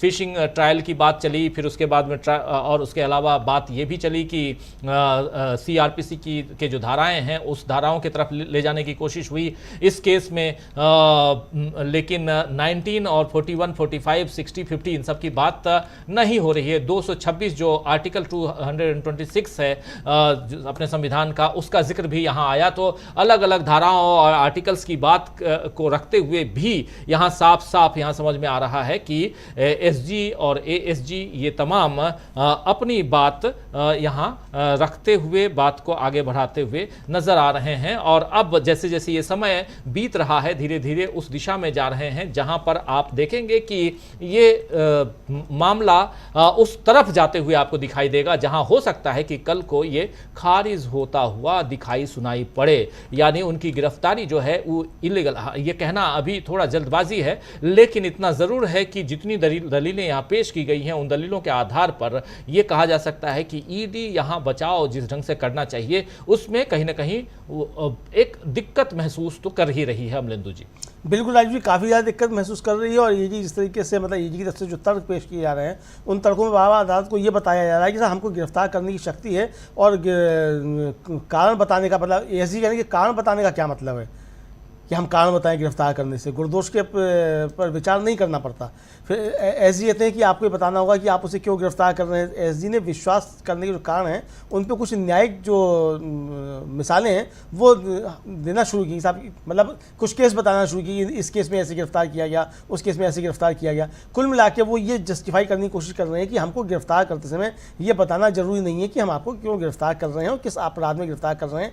आप इसमें गवाह हैं कि आप इसमें अपराधी हैं या आप इसमें क्या है, ये बताने की आवश्यकता नहीं है। एक तरीके से ये बताने की कोशिश एएसजी जो है वो राजू, एसजी जो है वो ये बताने की कोशिश कर रहे हैं राजीव जी। जी बिल्कुल बिल्कुल बिल्कुल। अब एएसजी अपनी तरफ से कुछ दलीलें पेश कर रहे हैं। अब समय भी बीतता जा रहा है, लेकिन अभी तक उस मुकाम तक और उस एक जो ठोस दलील पेश होनी चाहिए वो देते हुए यहाँ ईडी नजर नहीं आ रही है, ये साफ कहा जा सकता है।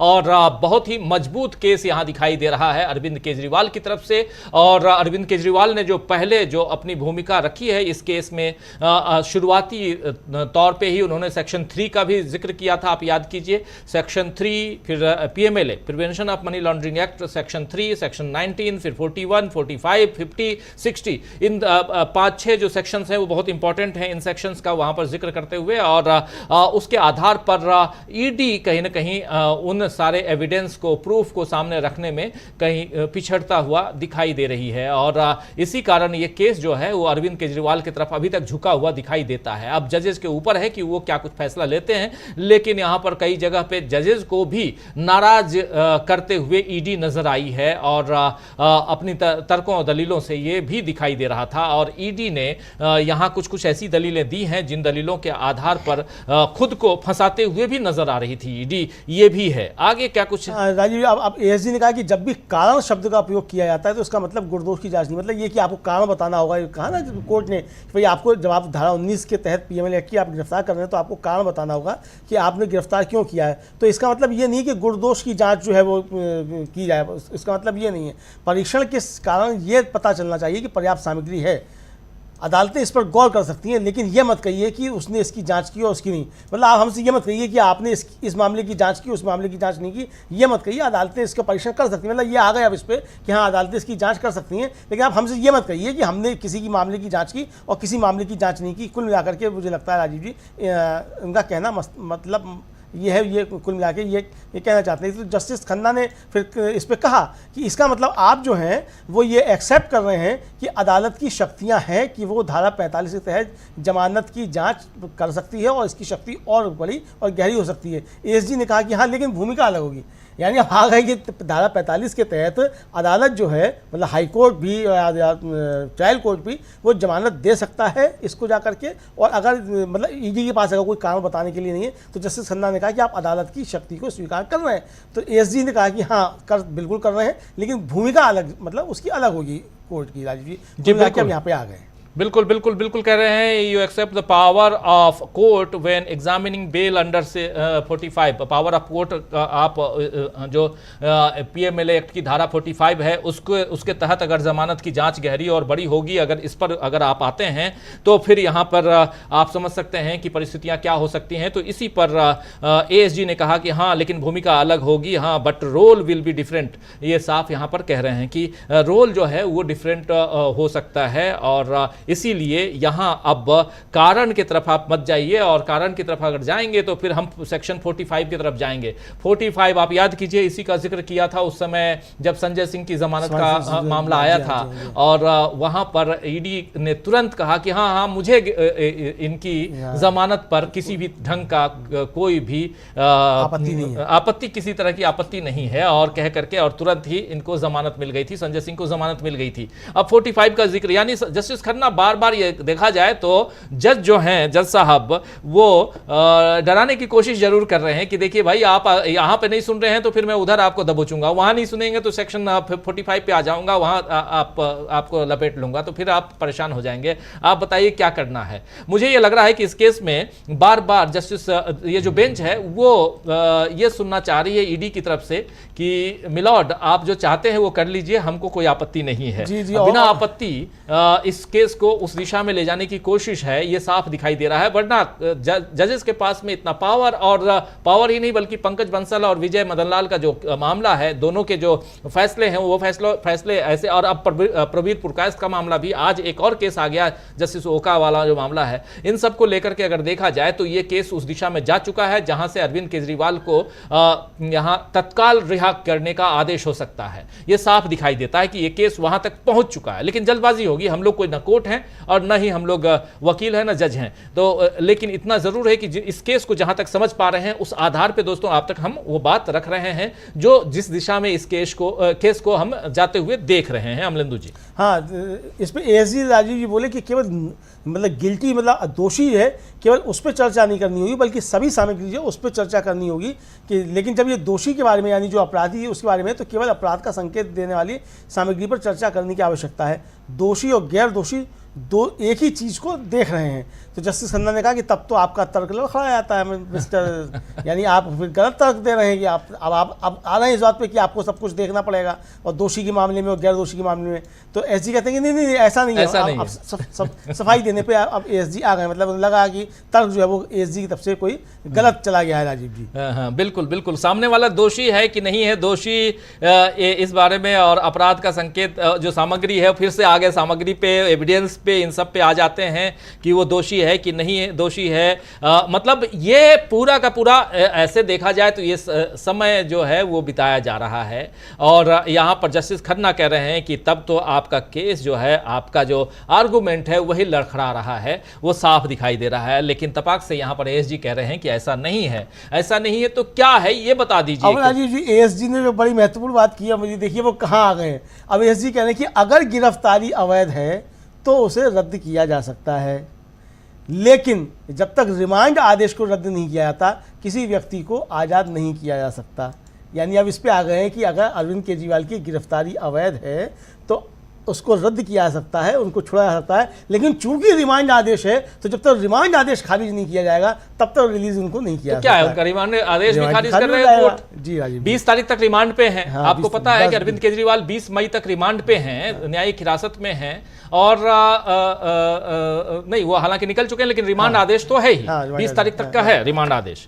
और जब वो अभी अंतरिम जमानत पे हैं तो उस रिमांड आदेश को भी, रिमांड आदेश के बाद भी अगर अंतरिम जमानत मिल सकती है तो रिमांड आदेश के बाद भी इनकी गिरफ्तारी इलीगल घोषित क्यों नहीं हो सकती। मतलब यहां पर सीधा सीधा एएसजी अब उस पे आ गए कि हां आप इसको कर सकते हैं, रद्द कर सकते हैं, लेकिन रिमांड आदेश को रद्द पहले करना होगा। ये बात यहां पर एएसजी कह रहे हैं, और कह रहे हैं कि उन्हें जो है रिमांड के आदेश को चुनौती देनी, आवश्यक रूप से उन्हें रिमांड के आदेश को चुनौती देनी होगी। अब ये एएसजी कह रहे हैं राजीव जी, यहाँ पे आ गए, मतलब अब आ गए कि ठीक है साहब, आप इनको गिरफ्तारी अवैध है तो आप इसको गिरफ्तारी अवैध ठहरा दीजिए, लेकिन इनको जो है रिमांड आदेश को चुनौती वहां जाकर के मतलब कोर्ट में देनी होगी।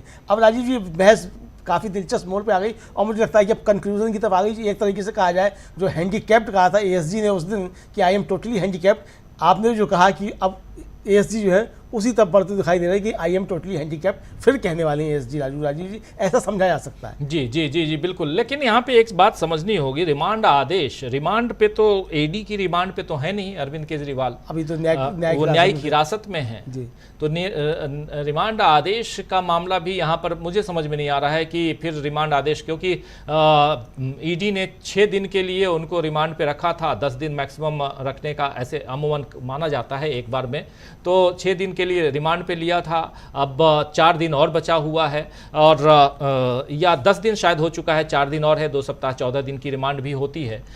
ये कानून के जानकार बताएंगे, बाद में हमारे साथ कुछ कानून के जानकार जुड़ेंगे तो उनसे इन तमाम मसलों पे हम चर्चा जरूर करेंगे। लेकिन यहाँ पर ये साफ दिखाई दे रहा है दोस्तों कि ये मामला और यहाँ पर ईडी फंसते हुए और ईडी लड़खड़ाती हुई, लड़खड़ाना वर्ड जो है ये मैं नहीं कह रहा हूँ बल्कि ऑलरेडी बेंच ने कहा है एसजी के लिए कि आपकी दलील लड़खड़ा रही है, और अब यहाँ से पूछ लिया जस्टिस खन्ना ने कि आप ये बताइए कि रिमांड की अधिकतम अवधि क्या है।